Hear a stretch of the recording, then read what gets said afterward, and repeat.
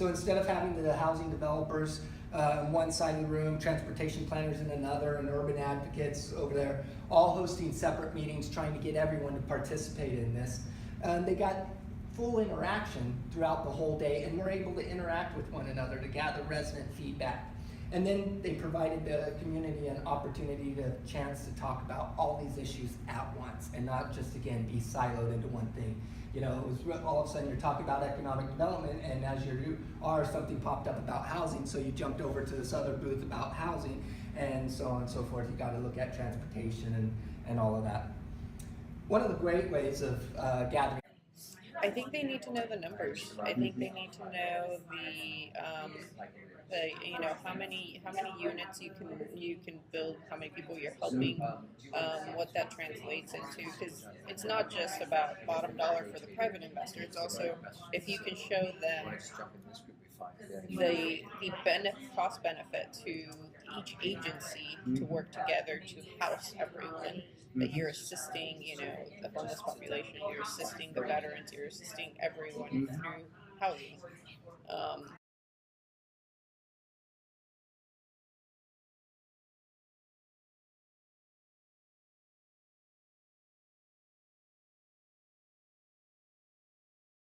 I think the economic impact. So I think one way to get politicians to kind of look at things differently is to frame it in their speak. So what's the positive economic impact of affordable housing communities? And affordable housing, obviously, I mean, I'm a homeless provider, so for me, obviously, I see that more affordable housing would give more people the opportunity to get off the streets, Sure. And how that would economically impact our region.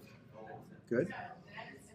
In California, when they did their, they passed two bonds for affordable housing. One of them, the last one, was a $2 billion bond, the largest in United States history for affordable housing. And the way they did it was through a lot of focus groups. So the focus groups informed how they how they designed it, and then how they rolled it out and got it voted on. And it was very interesting what the focus groups did say was going to work, and what we assumed was going to work versus what didn't. And tell me about the difference. They thought that what they thought was, if you get, you say that this is going to be affordable housing for firefighters and the school teachers, certain occupations, that was going to work. That did nothing for the focus groups. What was it? Seniors? Disabled, the the people most in need. Now that resonated with the voters. So because of them as sort of generic folks, or because they knew seniors, or they knew disabled people in their own lives? Who they actually see is much more visible. But yeah, I thought that was fascinating. It is, because for a long time, actually, the thought on it was, if you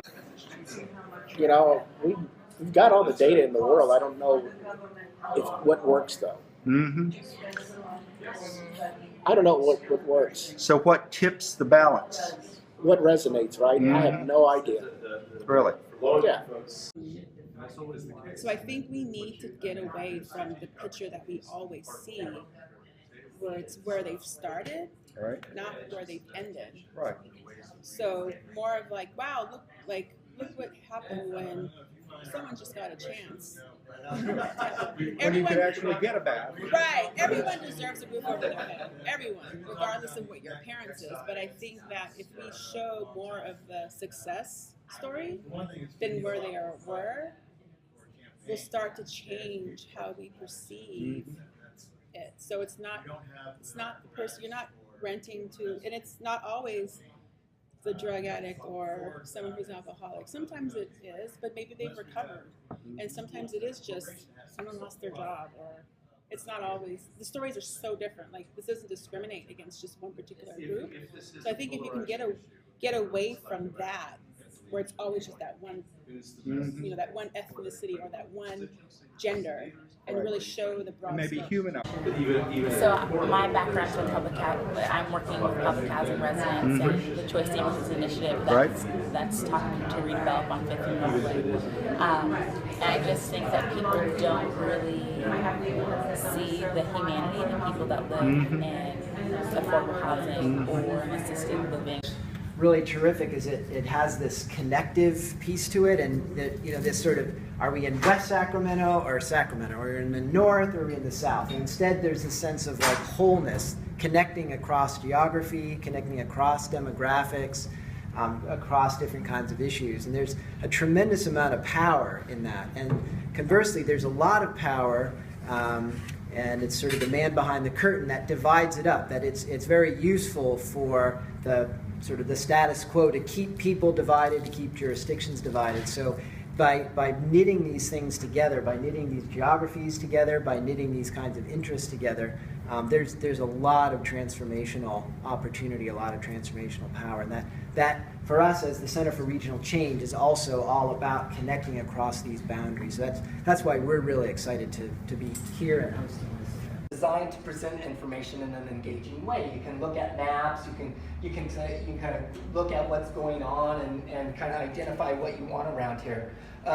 But think about that in comparison to like an EIR process for the environmental impact review process. We know, by the numbers that it costs more for resources that they use, like emergency rooms, and I think you can speak more to specifics. Just the cost of I know the city of Sacramento has done a recent kind of study on how much money they put into homeless services, and that being just kind of this huge number, where if a lot of that money was then redirected towards affordable housing, it would actually save dollars as opposed. So how do we kind of prove that affordable housing is cost saving? Right. Well, we know that housing. A decade or so ago, it was the Mission Anti-Displacement Coalition, and they came up with a people's plan.